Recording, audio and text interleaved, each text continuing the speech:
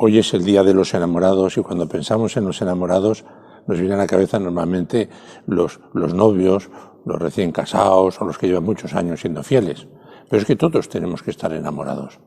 San José María nos recuerda que para ser feliz en este mundo no hay que tener cosas materiales, lo que hay que tener es un corazón enamorado. Pero hago este vídeo hoy aquí, que es donde se toma el consentimiento a los novios que contraen matrimonio en San Juan del Hospital.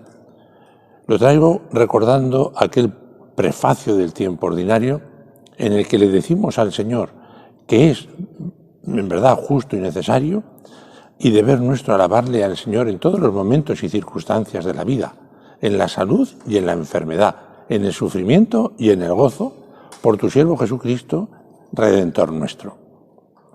El cristiano está llamado, efectivamente, a amar al Señor en todos los momentos y circunstancias de la vida. Y ya verás que ese amor de Dios es el que dará un contenido nuevo, un modo nuevo de amar a todos los demás. El amor con minúscula, decía San José María, bien vale un amor con mayúscula, que es el amor de Dios.